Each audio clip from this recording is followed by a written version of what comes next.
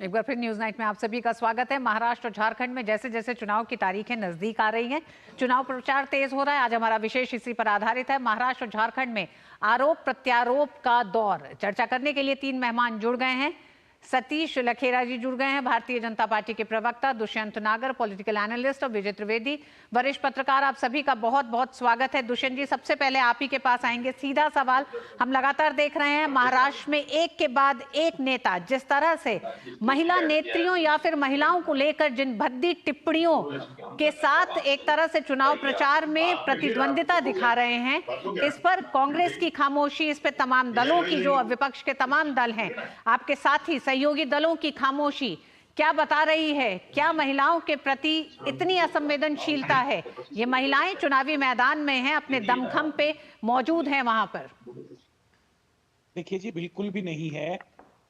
महिलाओं का सम्मान महाविकास अघाड़ी का हर नेता करता है। कांग्रेस पार्टी ने सावंत जी के बयान को कंडेम किया है और जिस तरह की भाषा का उन्होंने उपयोग किया, वो भाषा का समर्थन नहीं किया जा सकता। तो ये कहना मैं समझता हूं कि थोड़ा सा न्याय संगत नहीं है। दुष्यंत जी, महिलाओं क्या का ये कहना ठीक होगा कि सिर्फ कंडेम करने से शायद नेताओं की जबान थम नहीं रही है, उससे ज्यादा कुछ सख्त हो सकता है?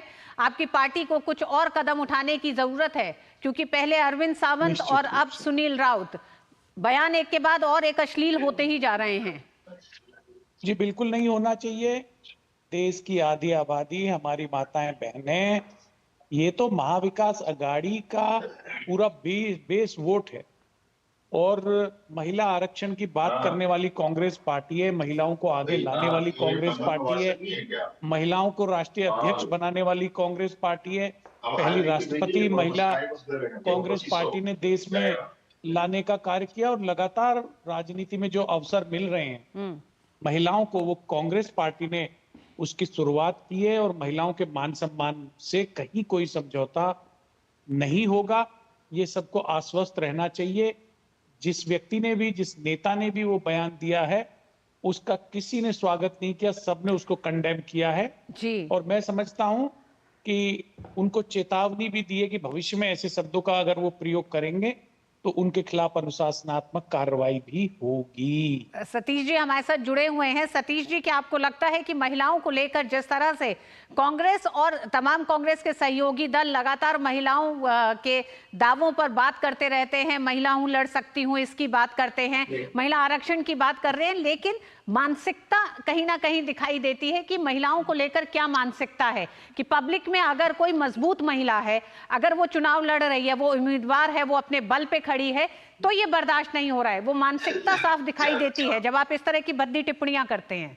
देखिए, कांग्रेस हर चुनाव में सुविधा अनुसार नारे लाती है और सबको पता है वो देश की आजादी के बाद लगातार राज करने के बाद भी जिस तरह उन्होंने गरीबी हटाओ का नारा दिया, किसके खिलाफ गरीबी और कौन गरीबी हटाएगा? लगातार तो आपकी सरकारें हैं, पहले पिताजी बैठे कुर्सी पे, फिर बेटी बैठी, लंबे समय तक कालखंड में आपने काम किया। जहां तक महिलाओं का विषय है, कोई भी सभ्य समाज में साधारण सा राजनीतिक विषय भी आप उससे अलग करें, कोई भी महिलाओं के खिलाफ अगर बोलता है तो समाज में एक प्रतिक्रिया आती है।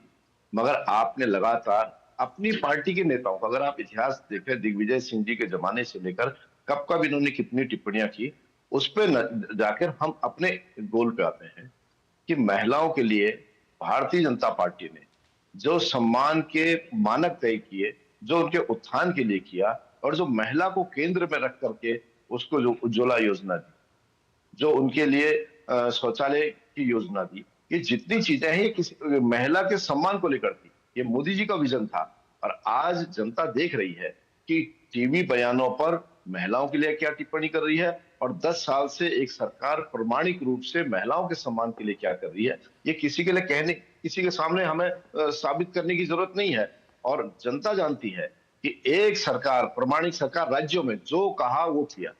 हमारा मजाक उड़ाते तो थे, रामलला हम आएंगे, मंदिर वहीं बनाएंगे, मगर तारीख नहीं बताएंगे। 370 जैसा विषय जिसको लेकर कितना उपहास किया जाता था, एक एक करके यूसीसी उत्तराखंड में लागू हो गया है, हमने वायदा किया है जो आगे राज्य आएंगे उसमें भी हम करेंगे। इसलिए महिलाओं के विषय पे ये इस गोल में डालना चाहते हैं। ये मुख्य मुद्दे के बजाय ये इनका कोशिश है कि हम इन मुद्दों पे उलझे रहें, बाद में माफी मांग लेंगे। बिल्कुल नहीं, बात जनता उलझने इनके की भी नहीं, प्रशासन से बात उठता है। उलझने की भी नहीं है सतीश जी, ये तो दूसरे की मानसिकता दिखाती है, राजनीतिक पार्टियों की वो सोच दिखाती है जो महिलाओं को लेकर सार्वजनिक जीवन में है। विजय जी हम बड़ी बड़ी बात करते हैं, महिला आरक्षण की बात कर रहे हैं, महिलाओं को लेकर संकल्प पत्र, एक अलग संकल्प पत्र जो महिलाओं पर ही सिर्फ केंद्रित होगा, इसकी बात करते हैं। लेकिन राजनीतिक पार्टियों या नेताओं में आज भी सार्वजनिक जीवन में अगर महिलाएं अपने दम पर खड़ी हैं तो वो बर्दाश्त नहीं होता है। इसीलिए इतनी बिलो द बेल्ट की अगर आप कमेंट, इस तरह का अश्लील कमेंट अगर करते हैं, अगर महिला को माल कहा जाता है, तो आप सभी लोग जानते हो कि इन शब्दों का प्रयोग किस तरह से किया जाता है। निहायत ही भद्दे शब्द हैं, जिस तरह से बकरी है उन्हें काट दिया जाएगा जिस दिन चुनाव आएगा। तो ये जो हल्की बातें हैं महिलाओं को लेकर कैसे की जा रही हैं, और ये किस तरफ दिखा रहा है नेताओं का ये पूरा एक तरीके का तौर तरीका, और जनता में चुनाव के दौरान महिलाओं को आकर्षित करना चाहते हैं अपने घोषणा पत्रों से, लेकिन अपने वचनों में कहीं कोई बदलाव नहीं दिखता। बहुत महत्वपूर्ण बात आपने की है और महत्वपूर्ण चर्चा भी की है। असल बात यही है कि वो जो चुनाव के घोषणा पत्र हैं उसमें तो बात कर लेंगे महिलाओं की हितों की, महिलाओं के लाभ की, महिलाओं को सुविधा देने की बात, लेकिन राजनीति, एक तो हिंदुस्तान की राजनीति बल्कि दुनिया भर की राजनीति में भी महिलाओं के लिए जो लड़ाई है वो बहुत मुश्किल है, आसान काम नहीं है। एक तो पहले उन्हें कार्यकर्ता बनने में, फिर नेता बनने में, फिर टिकट मिलने में। टिकट भी देख लीजिए, आज भी विधानसभा चुनाव में 10% से ज्यादा टिकट नहीं मिल रहे, जबकि हम 33%, 30% रिजर्वेशन की बात कर रहे हैं। बिल पास भी हो गया, उसके बाद भी 10% से ज्यादा अभी हम लोग नहीं दे रहे हैं। फिर जब लड़ाई होती है, मुझे बताइए, पूरा चुनाव हो रहा है, कितने राजनेता हैं जो मर्द राजनेता है, उनके खिलाफ किसी राजनेता ने, दूसरी पार्टी के राजनेता ने कोई अश्लील टिप्पणी या हल्की टिप्पणी की है? जबकि हार तो वो भी रहे। यदि परसेंटेज आप देखेंगे अब जीतने का, तो वो परसेंटेज महिलाओं का ज्यादा है पुरुषों के मुकाबले में। 24%, 20% से ऊपर महिलाएं जीतती हैं जो खड़ी हो रही हैं। लेकिन हम उनसे लड़ाई केवल उनके चरित्र हनन करके, उन्हें कमजोर बताकर कर रहे हैं। और ये जो मानसिकता है इस सभी राजनीतिक दलों में है और कोई उसके सामने खड़ा नहीं होता। अभी अरविंद सावंत जी का जिक्र आपने किया, सुनील राउत साहब का जिक्र किया, वो तो संजय राउत साहब के भाई हैं। संजय राउत साहब ने उस पर कोई टिप्पणी नहीं किया। उन्होंने तो कहा कि सरकार जो है, जो FIR जो हुई है वो हमें जेल भेजने की कोशिश कर रही है। तो ये जो शर्मिंदगी वाली बात है कि न तो राजनेता इस पर शर्म करते हैं, और वो कितने लोग हैं आज, 7,000 6,000 कैंडिडेट खड़े महाराष्ट्र में, किसी दूसरे मर्द कैंडिडेट को किसी ने बकरी, बकरा, गधा कुछ कहा है? दुष्यंत जी, सच में शर्म आती है 21वीं सदी में जब हम महिलाओं के तमाम अधिकारों की बात करते हैं, तब इतना खोखला लगता है राजनीतिक नेताओं का ये कहना कि अधिकारों की बात करते हैं, लेकिन मानसिकता आज भी बदली नहीं है। अगर हम रुख इसी के साथ झारखंड का करें दुष्यंत जी, तो महिलाओं की अस्मिता को लेके, आदिवासी महिलाओं की अस्मिता को लेकर ही भारतीय जनता पार्टी ने इस बार रोटी माटी बेटी का एक जो नारा दिया है, क्या आप ये मानते हैं कि अगर योगी आदित्यनाथ कहते हैं कि अगर हम एक रहेंगे तो नेक रहेंगे, तो इसमें हर्ज क्या है, इसमें खराब क्या है, इसमें बुरा क्या है? देखिए, एक पूरे देश को रहना चाहिए, अनेकता में एकता भारत की विशेषता, हिंदू मुस्लिम सिख ईसाई आपस में सब भाई भाई, ये तो नारे कांग्रेस पार्टी ने ही दिए। रही बात शर्म की, तो शर्म भारतीय जनता पार्टी को आनी चाहिए। आज वो देश के जिन संसाधनों का निजीकरण कर रहे हैं वो सब कांग्रेस ने बनाई। रही बात रामलला की, आपने कही भारतीय जनता पार्टी के प्रवक्ता ने, तो 9 से 12 जून 1989 को पालमपुर में अधिवेशन हुआ था। भारतीय जनता पार्टी ने कहा था हम कोर्ट के फैसले को नहीं मानेंगे, हम मंदिर बनाएंगे। भाई, राम मंदिर तो कोर्ट के फैसले के बाद बना, और देश के सभी वर्ग के लोगों ने जो राशि अनुदान में दी उस राशि से बना। भारतीय जनता पार्टी का मंदिर निर्माण में क्या योगदान है ये जरा बता दें। रही दूसरी बात, 18,000 गांवों का विद्युतीकरण करके ये पीठ ठोकते हैं हमने देश में उजाला कर दिया। 6.5 लाख से अधिक गांवों का विद्युतीकरण कांग्रेस पार्टी ने किया। दुष्यंत जी, क्या कांग्रेस की चिंता है कि झारखंड की डेमोग्राफी बदल रही है, डेमोग्राफी बदल रही है, जिसको लेकर भारतीय जनता पार्टी ने एक तरह से न सिर्फ एजेंडा दिया है, बल्कि भारतीय जनता पार्टी ने अपने संकल्प पत्र में कहा है कि वो आएंगे तो आदिवासियों की जमीन को लौटाएंगे। आदिवासियों की जमीन का जबरन अधिग्रहण ये लोग कर रहे हैं, इनकी सरकारें कर रही है। हसदेव के जंगल में क्या हो रहा है छत्तीसगढ़ में, वो किसी से ढका छुपा नहीं है।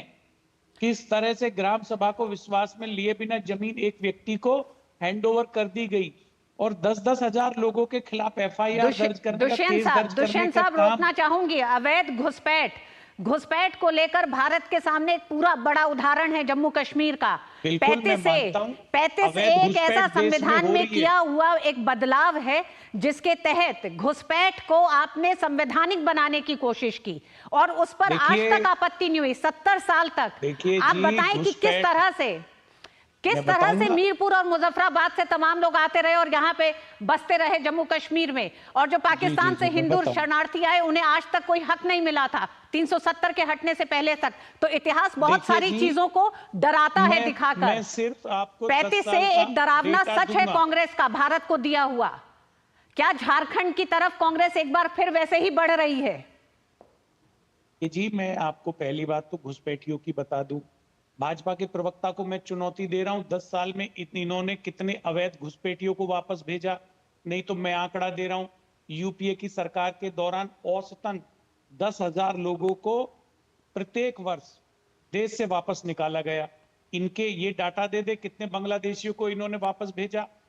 प्लस दूसरी बात, आप घुसपैठ की बात कर रहे हैं, भाई बॉर्डर सिक्योरिटी की जिम्मेवारी किसकी है? घुसपैठ कौन रोकेगा? सतीश जी आप जवाब दें क्योंकि मेरे पास समय कम है। सतीश जी, दुष्यंत जी जो आरोप आप पे लगा रहे हैं भारतीय जनता पार्टी पर झारखंड को लेकर और खासकर घुसपैठ को लेकर, कितना शर्मनाक और कितना कमजोर तर्क है कि हेमंत सोरेन कहते हैं, जो जिस लाइन को दुष्यंत जी उठा रहे हैं कि केंद्र सरकार अमित शाह जी के पास एक बयान उनका आया, उसी लाइन को दोहरा। क्या राज्य सरकार की आईबी, राज्य सरकार की जो एजेंसियां हैं, उनकी कोई जिम्मेदारी नहीं बनती? जिस तरह डेमोग्राफी बदल रही है, जिस तरह घुसपैठिए झारखंड की जमीनों को निगल रहे हैं, जिस तरह कब्जे हो रहे हैं, जिस तरह उनकी आबादी घट रही है, उसी आदिवासी समाज का व्यक्ति तो मुख्यमंत्री है और जिनकी लड़ाई के लिए उनके पिताजी ने अलग राज्य की लड़ाई लड़ी थी। कल्पना कर सकते हैं, जिस कांग्रेस विरोध को लेकर झारखंड मुक्ति मोर्चा का गठन हुआ था, आज उसी गोद में है। उद्धव ठाकरे जी के पिताजी कांग्रेस से लड़ते रहे, वो आज उनकी गोद में बैठे हैं। इसलिए जिस तरीके से ये पूरी तरह घुसपैठियों के साथ, वो आरजेडी हो, जो कांग्रेस हो या झारखंड मुक्ति मोर्चा हो, ये सब आदिवासियों के हकों को लेकर, और अब तो नया तरीका आ गया, आदिवासी बेटियों के साथ विवाह करके उनकी जमीनों में वो जिस तरीके से मालिक बन रहे हैं, एक नया तरीका, और उसको प्रश्रय दिया जा रहा है। जिस तरीके से अभी ये कह रहे थे कि सारे नारे हमने दिए, आपने नारे दिए मगर आपने समस्याएं भी दी, आपने नारे दिए, आपने पीड़ा भी दी। कश्मीर को आज तक भोग रहे हैं, आज तक वहां हमारे सैनिक शहीद हो रहे हैं। क्यों चाचा नेहरू ने वो फाइल अपने पास रखी? बाकी तो सब सोल्व होगी थी पटेल साहब के द्वारा। इसलिए बता दीजिए, संसाधनों को लेकर के जात पात की बात आप करते हैं, संसाधनों पे पहला हक किसका है, किसका बयान था? इसलिए भ्रष्टाचार पे, दुष्यंत जी सिर्फ भारत के लिए नहीं, दुनिया में बहुत से देशों के लिए ये जो घुसपैठ है वो एक बड़ी समस्या है। तो घुसपैठ से किसी भी देश को डील करना चाहिए। उसे डील करने में मुझे लगता है कि राजनीतिक पार्टियां जब अपना नफा नुकसान देखने लगती हैं तब देश को बड़ा नुकसान होता है। विजय जी, जम्मू कश्मीर एक बड़ा उदाहरण भारत के सामने है। एक पूरी डेमोग्राफी को बदलते हुए भारत में देखा गया है जम्मू कश्मीर के साथ, और उसके और बड़े एक तरह से गहरे जख्म रहे हैं जम्मू कश्मीर के साथ। जिस तरह से घुसपैठ को एक तरह से वहां पे जो सरकारें थी उन्हें 35 से ये अधिकार था, ये केंद्र सरकार को अधिकार है, लेकिन 35 से उन्हें ये बात का अधिकार देता था कि वो जनसंख्या जिसे चाहे उसे बांट सकते हैं। ऐसे में क्या झारखंड एक बड़ा उदाहरण दिखाई दे रहा है? क्या झारखंड में आपको लगता है घुसपैठ एक बड़ा मुद्दा बनता दिखाई दे रहा है इस चुनाव में? ऋतु जी, घुसपैठ वहां पर डेमोग्राफी चेंज करने के लिए झारखंड में बड़ा मुद्दा बन रहा है, लेकिन मैं तो एक बात कह रहा हूँ कि दुष्यंत जी की बात पर ध्यान देना चाहिए। दुष्यंत जी ने कहा कि 10,000 घुसपैठियों को वो हर साल यूपीए सरकार निकालती रही, तो दुष्यंत जी को आग्रह करना चाहिए, सतीश लखेड़ा जी को, कि वो वहां जाएं झारखंड में और कांग्रेस के नेता इस बात पर भाषण दें रैलियों में, क्योंकि घुसपैठ बड़ा मुद्दा है ना झारखंड में। तो वहां जाकर लोगों को बताएं कि भाई कांग्रेस ने है ना वहां पर घुसपैठियों को निकाला है। अपने आप साफ हो जाएगा, कांग्रेस को बड़ा वोट मिल जाएगा। यदि घुसपैठ को लेकर कांग्रेस इतनी खिलाफ है और 10,000 लोगों को हर साल निकाला है, तो ये तो बड़ा इशू बनाना चाहिए दुष्यंत जी को वहां जाकर झारखंड में। वो तो घुसपैठ पर चर्चा ही नहीं कर रहे हैं झारखंड। दुष्यंत जी, आपके नेता परहेज क्यों कर रहे हैं घुसपैठ पर बयान देने से, घुसपैठ पे बीजेपी को घेरने से? में आंकड़ा है किस तरह से अवैध प्रवासियों चुनाव को प्रचार वापस का भेजा बड़ा गया। बड़ा मुद्दा हो यूपीए सकता है सरकार के दुष्यंत जी, ये तो दौरान का ये आपके लिए। आंकड़ा है। भाजपा अपना आंकड़ा दे। आपने क्षेत्र में वृद्धि कर दी, जो बॉर्डर सिक्योरिटी फोर्सेस के पास में जो जनगणना सीमा के दो थी, आंकड़े हैं दुष्यंत जी उसमें एकदम आपने सामने, जो 50 बहुत साफ किलोमीटर कर तस्वीर दिया। दिखाते हैं किस तरह से आदिवासियों आपकी की जिम्मेवारी जमीन है चली गई है, आदिवासियों की लोगों को- संख्या कम लोगों हो को गई है, रोकने की। मुसलमानों की संख्या बढ़ गई है। इससे बड़ा कौन सा देखिए सबूत जी, चाहिए आपको? किसी पार्टी का रीजनल किसी पार्टियां- पार्टी का आपको क्यों फील्ड वर्क का रिसर्च चाहिए? बिल्कुल जी, मैं बता रहा हूँ, रीजनल तो पार्टियां आपके नेता कांग्रेस के साथ परहेज क्यों कर इसलिए रहे जुड़ हैं? रही है घुसपैठ पे खुल के क्योंकि बोलने से रीजनल- भारतीय जनता पार्टी को घेरिए आप चुनाव में। देखिए, क्षेत्रीय मुद्दों को, सामाजिक न्याय को कांग्रेस पार्टी ने अपने कोर एजेंडे में शामिल किया है। इसलिए जो पार्टियां कभी कांग्रेस के खिलाफ थी, आज वो साथ है। ये कांग्रेस की उपलब्धि है। भारतीय जनता पार्टी के नेता ने बताया, मैं उनका धन्यवाद करता हूं। और कांग्रेस पार्टी अपने सहयोगियों के साथ ये चुनाव जीतने जा रही है, दोनों राज्यों के। ये हमारे देश में परिवर्तन है। जो पिछड़ा दबा कुचला वर्ग है, वो इंडिया अलायंस के साथ यूनाइटेड हो रहा है। इसके परिणाम बहुत सुखद होने वाले हैं देश के लिए आने वाले विजय जी, समय में। इंडिया अलायंस के साथ यूनाइटेड हो रहा है, उसका एक और उदाहरण है। उसका उदाहरण ये है कि अपने पूरे कांग्रेस के इतिहास में कांग्रेस सबसे कम सीटों पे इस समय झारखंड में भी चुनाव लड़ रही है, महाराष्ट्र में भी लड़ रही है। देखिए जी, लगातार दबे 3 कुचलों को लोकसभा मौका चुनाव के देना बाद चाहिए। 99 सीट पे आने के बाद ये हालत है कांग्रेस की कि अभी ये भी तो सहयोगी कांग्रेस दल की उसे इस कार्य ज्यादा के लिए सीट देने के लिए सराहना होनी तैयार चाहिए। नहीं है। तो ये तो चुनाव नतीजों के बाद पता चलेगा कि जनता ने किसे देखिए स्वीकारा, जी, किसे अस्वीकार किया। देखिए लेकिन जी, फिलहाल मसला आदिवासियों को- झारखंड का एक बड़ा मसला घुसपैठ है, आदिवासियों को, जिसका मराठों एक तरह को से अगर- खामियाजा वहां के आदिवासी भुगत रहे हैं। कितना बड़ा मुद्दा ये चुनाव में होगा, ये देखना